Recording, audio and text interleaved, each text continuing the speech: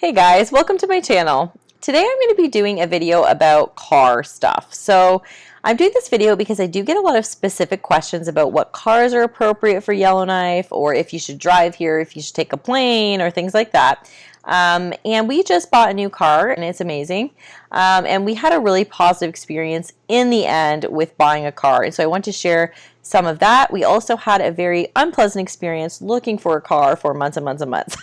So I just wanted to share some sort of tips about those things, answer some of those questions for you, and yeah, just share some of the experiences that we've learned buying a car here in Yellowknife, Northwest Territories. Please give this video a thumbs up. That would help me out and help others to see it that might be interested in it. And also consider subscribing, please, if you haven't already. My name's Cassandra, and I have a family of 4. We homeschool here in Yellowknife, Northwest Territories. I do some cooking videos as well, so grocery haul, stuff like that. So consider subscribing if that's interesting to you. And if only some of those things are interesting, then you just have to hit the bell and you hit it to all. And just so you know, I upload every Monday and Thursday at 6 a.m. So I rarely miss an upload there, but follow me if on the community tab. I will let you know if there's some reason I need to miss a video and fill you in on a few other things that might be interesting. So let's get started into this. So I'll just give you a bit of my story. So we drove up here from Ontario to Yellowknife. We had a Honda Fit 2008 car that we had just bought? I don't know. We just got it about a year ago before we came. So a year before we came. Now, it was a piece of crap for sure. We were in a big rush to buy it because our previous car had died again within a year or two. Every single one of our cars have never made it past a year or two, but it was fine enough to drive, and so we did, and we thought we would be able to use it here for at least a few more years. We drove it here, and so many things went wrong with it. We had a Cadillac converter was broken. That was broken beforehand. But things like the brakes started to go. It would never start in the winter. I guess cars are actually rated for how they work in cold weather. Our car was rated extremely low. So not many people have Honda Fits, I don't think, here. But we just kept taking it to the mechanic and taking it to the mechanic. Our mechanic is amazing, by the way. And he I think he just felt bad for us. He would just do so many things. He would come here and he's so good. So if you're here and you're looking, or if you're moving here, you're looking for a mechanic, go to Doug at Action Auto. He is incredible. And I've heard everyone I've talked to says he's amazing, and he's very honest and kind. So anyway, so that just didn't work out for us. We knew we needed a new car, and we knew we needed it before winter. So we made it through the winter with the Honda, somehow, not well. Since the winter ended, really, well, before that, we have been looking for a car. We have always bought a car privately from just like private sellers. We've never been to a car lot, never anything like that. It made us nervous. All the stories we heard about people getting ripped off, and we know nothing about cars, and we just figured and we honestly didn't want to spend that much money. Like, we were thinking $10,000 max. That's all we wanted to spend on it. We didn't want to blow all our savings on a car. We have been looking and looking and looking, and we would find cars or trucks or SUVs or whatever. And we would message the person, and it would be up sometimes for like 10 minutes. And oh, sorry, it's sold. Someone already came and bought it. Like, I'm not even exaggerating. Like, people would just be like out the door there and it's gone. Like, it was insane. Like, if it was up for a few hours, you knew it was already gone. If it was a decent car, like, don't even bother to message because it was gone. So it was just insane. Now, I think a lot of people here go to Edmonton. Let me know. I know a lot of you guys watch from here, so please leave your thoughts down below. Always welcome to correct me on things or just share your experiences. But I think a lot of people go to Edmonton, and when we did go to the car lot, that's what the guy said. Most people go to Edmonton. The reason we didn't want to go to Edmonton is because of the situation right now with COVID. And I guess I should mention that I don't know if this is a typical thing. Cars have been selling and things have been selling really quickly here because of COVID stuff. But most people go to Edmonton, and we didn't want to because we knew we'd have to quarantine. And also my husband was allowed to go to work, but he had to do a lot of like special precautions that he just didn't want to do. Yeah, and it was just a big pain. We could have ended up spending the plane ticket money and then not actually finding anything. We also didn't know any reliable mechanics there to check out these cars. Like, it just seemed like such a risk. And eventually we started looking into cars at the car lot, and they were so much more expensive, and we knew it would take almost all of our savings basically to do it. But we read a lot about how to like deal with the salespeople and stuff like that. And so I really felt like I was prepared, but also nervous because I am like a people pleaser. I hate conflict. Like I hate feeling like I'm disappointing someone or, and these people have to make money too and whatever. So we went and Doug, our mechanic at Action Auto, had actually recommended one of the salespeople to us. So we knew who we were going to. We knew he was recommended, but we figured that and we read that that didn't really matter. Like he wasn't going to treat us any differently because we were recommended. We weren't naive in that way, but at least I don't know, we just felt a little more comfortable somehow doing it. So anyway, we met the guy and it's funny to buy a car there because they're like, we brought our kids with us because both Chris and I wanted to be there. And the kids are crazy. And it was funny. They're like so like laid back and chill. Like we were just like, let's just get in and out. And the guy's like, so would you like some coffee? Would just sit down. Like, let's chat about what you want. And we're like, no. Can we just look at this one car? Like, just get out of here. Like, we don't want a coffee. And we were really on edge at first, I feel like. Hopefully we weren't rude. But anyway, definitely we were uncomfortable. And so it turned out the car wasn't there. I think that was definitely a tactic. They knew the car wasn't there. It sold within a few hours, the one we went to look at. But he got us in the door and he said, okay, we'll keep a lookout. Okay, so I don't know what happened the last time, but I got interrupted in the story and then I couldn't even finish filming that day. So this is another day, but I'm gonna finish. Okay, so I was saying that I think it's a tactic that they got us in there and then they got us talking to Jack, who was the salesperson we dealt with. And then they, kind of said, okay, we'll give you a call if something comes in that we think you will like. The only things we kind of left him with that we knew we wanted were we wanted an all-wheel driver 4x4 because Chris knew he wanted to tow a boat eventually. And, because we're thinking we're going to have the car longer than 1 or 2 years this time. Also that he wanted a tow package. That was pretty important to him. And I wanted a good amount of space. I was hoping for a good amount of seats because I thought maybe if we have more seats in the car, maybe we will eventually have more children. If we're stuck with a 5-seater car, buying a new car is a huge obstacle to having more kids. So that was just kind of in the back of my mind. But those were all the things we wanted. So I ended up seeing another thing online the next day because Chris looked twice a day for months. I don't know if I said that already, but he was online looking twice a day for months. So now we were looking on the car lot sites. So we saw they had a truck come in and I messaged him the next day and I said, asked him a question about it or something. He said, basically that one was not available to look at because it sounds like it might have had some problems, but that there was a Chevy Traverse here and just came in, the person just traded it in, hasn't even gone up on the site yet. Do we want to come see it?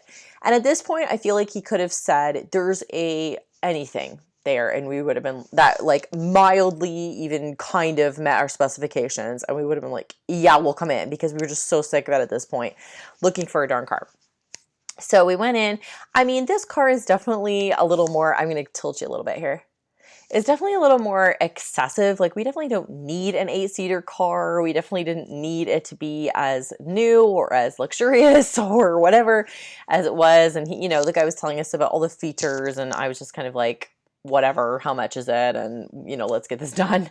But, so yeah, so obviously we decided to go with the car. It had all the things we wanted. So we had to get insurance for it.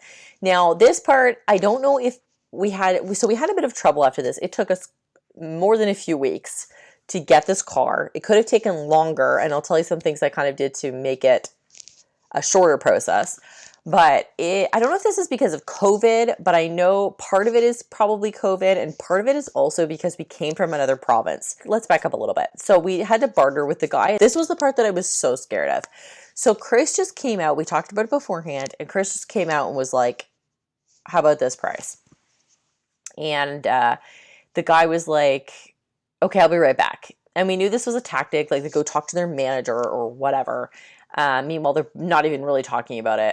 And usually we thought that they kind of came back in and said like, oh no, we can't do that, whatever. We knew we wouldn't get a yes on our first price, but we said lower than we were willing to pay because we knew that they were going to come back with a counteroffer. So the manager came in and he was definitely a little more intimidating than the sales guy. But he was also so reasonable. We were so surprised. He came back with, I think, like $500 more than what he's like, oh no, we can't do that. I'm going to sell this car. And we were like, we know, like they would have sold that car that day. Like they were just selling cars. Like it was insane. Any kind of decent car was gone. Like I was telling you. So we were just like, yeah, we know. Like, you know, we were just kind of like, we probably would have overpaid at that point, but Chris definitely would have. Chris was hilarious. He was so cute. He was just like, like he was ready to just take whatever. But um, usually he's the more reasonable one of the two of us with money. But anyway, so he's like, okay, we actually need it for this price. And he said one thing, and Chris was like, yeah, okay. And I was like, well, hang on. Like, what about this or whatever? And so eventually he came back with a price, and I got a few extra $100 off. And then I said, no, how about this, even a number? And the guy was like, yeah, okay, fine. I knew you were going to say that and whatever.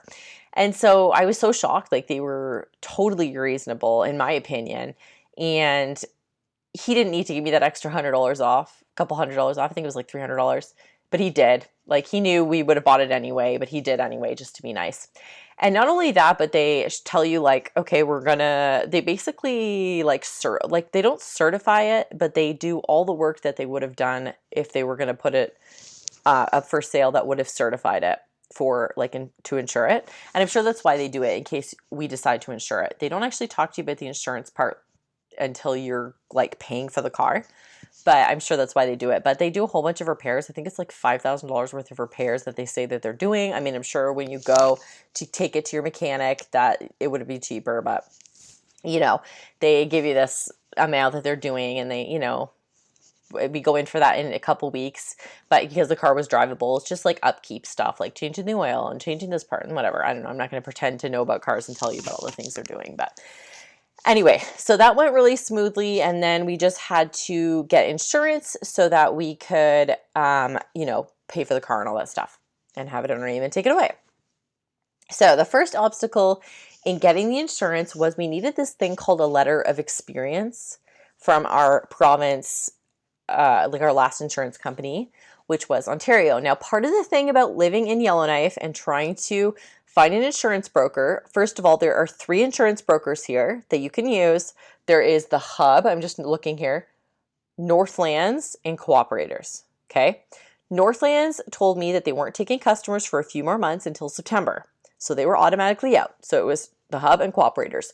Now, where we're from in Ontario, Cooperators was always more expensive. So like, I wasn't even going to call Cooperators. I was just going through the Hub, who worked with several different insurance companies. But anyway, so I contact them. I'm having such a hard time getting things back from them because I'm waiting for this stupid letter of experience. Because you have to contact your broker from the province that you're in. Now, if you're in any other province pretty much and not in one of the territories, the brokers are licensed for like all the territories, or for all the provinces, sorry, except for the territories. So like if you move from Ontario to BC, it's easy. They can just, oh yeah, they're licensed there too, so they can just switch it and deal with it. They can't do that for here for the most part. I think it's pretty rare to find a broker that's also licensed up here, just because I feel like it's probably not common, right?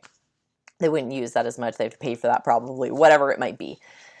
So we couldn't, she wasn't, you know, licensed up here. So we had to deal with her to, you know, kind of transfer the information over to our new broker. So that was super annoying. I messaged her multiple times. She kept messaging Intact, whatever. It was so annoying. And finally I was like, my husband's like, just call Intact. And so I actually did. And they were like, no, we can't do anything without the broker. The broker has to do it all. They have to contact us. We're actually only tech support. Like, customers can't even contact them. Intact was our insurance from Ontario. It was like a week at this point. It was like, and we thought we were going to get it done like that day. And we were just waiting for the car. We had no car in the meantime because our other car's insurance had expired. What I did, was I called a broker in Edmonton that it was specifically for Intact. And I said, can you please help me? Can you insure me from Edmonton? Because I thought if anybody's going to have that dual insurance, it's going to be someone from Edmonton because it's kind of the closest, right? Closest to big city. And so I was like, can you guys insure us even though you're in Alberta? And here's what's going on. So she ended up, calling the broker, some brokers or the Toronto head office, the Ottawa one. She called a few to try to find out what was going on. That's what happened. And she finally was like, oh yeah, I talked to someone. They say they'll have it to you by the end of the day. And they had it to us in like an hour. So that was really frustrating because obviously it takes 5 seconds. And it was like, it had errors in it and stuff, like spelling errors. It literally looked like something I could have printed off a computer. I was so frustrated in the end. Anyways, so finally got the stupid letter of experience. Sent it to The hub, can't hear back from the hub. Oh, they can't even get to it until days from now. And I'm like, this is ridiculous. Like, and you can't go into the offices because of COVID. So you're dealing with people on the phone and on email. Also, I go in to Yellowknife Motors and I talk to the finance guy now because we just want to pay for the car so that we have a bill of sale. We're trying to get everything together, you know, to take to the DMV because we can't even be registered at Yellowknife Motors because of stupid COVID and because we're from out of province. So they can't give us a temporary license plate anymore. I guess the DMV, because it opened again by appointment, which by the way, my appointment was in 2 weeks from the time that I made it, okay, just to get registration for my vehicle. The DMV, but I'll tell you how I got around that, so keep watching. So the DMV, so I was trying to get everything together. Normally, you can just get registered through the Yellowknife Motors, and that's part of the reason we were so excited to go there and kind of do everything there and not have to worry about going to the DMV and all that crap. No, they can't. They can't even do it. So, anyways, we're in there. We are going to finance the vehicle. Or not finance. We did not finance the vehicle. I was paying for the vehicle. So what's going on? He's trying to help me with the insurance, and he's going to contact these people now because they're taking so long. And, you know, he's got connections. He knows the people. And so, but he can't help with the, you know, he's like, well, I can't help with the, you know, the speed of it and whatever, but I can try and I can whatever. And I was like, I'll take what I can get at this point. He contacted the Cooperators people for me. He's like, let me just send an email. And I was like, okay, whatever. Why not? Why not get a quote from them while I wait for the hub people to give me a quote that's probably going to be better? I was like, whatever. I'll just do it. I'm just waiting around anyways. They actually contacted me right away, pretty much. It might have been the next day, but it was well before the hub people. And she's like, can I phone you right now? And she did. She put in all the information. She got me a quote right there. It was so reasonable. It was like way cheaper than Ontario. That's a thing too about here is that the insurance is cheaper. So it was like, I think it was 1,100 something. It was like 1,100 something. And I actually have had an accident. It was 8 years ago. It was an at-fault accident. It was like, what, the third time I've driven a car. It was so bad. It was my neighbor's car, and I totaled the car in the winter. I slipped off the road in the ice and totaled it. It was awful. I cried so bad. Anyways, and so that has always affected my insurance, but since I've been driving longer than Chris, having me as the primary driver is still cheaper. But what they do at Cooperators is if you have one accident or one thing, they pretend you have nothing. So it's like, what's it called? I think I wrote it down. Okay, one claim, no penalty. That's what they say. That was amazing. So we got a super good deal for them. The hub finally comes back with the quote. It is over $2,000. I was like, okay, why are you guys giving me the quote, the cheapest quote as being over $2,000, and the other company's giving me a quote that's $1,200? Like, and she's like, well, did you disclose your accident? That's what she wrote me back. I'm like, yeah, I disclosed all the information I needed to disclose to them. Like, no, I lied. And so they get like, oh, I was so frustrated. I was like, that's it. Like, I don't even care. I wouldn't even have cared. I feel like if the quote was like well under, it was not worth dealing with them, in my opinion. The hub, you suck.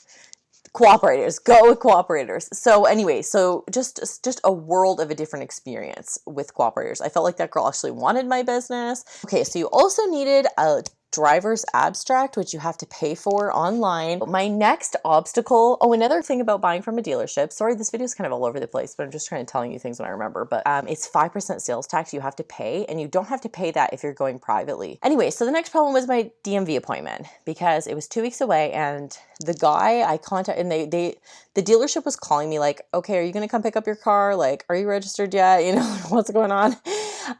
Because it's just like, it's sitting here, it's ready, like, you know, and I'm like, yeah, I'm ready for it, but you have to wait for the stupid DMV to go register it.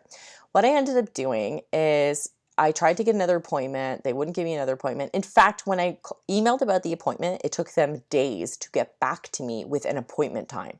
And they give you one, and if that doesn't work for you, then you have to email them again and go through the whole thing, and it probably takes another few days. The next day after we got our insurance, finally, I was like, I'm just gonna go right in the morning and wait outside. And because I asked, I was like, can you go without an appointment? People were kind of giving me mixed things. Well, yeah, well, no, whatever.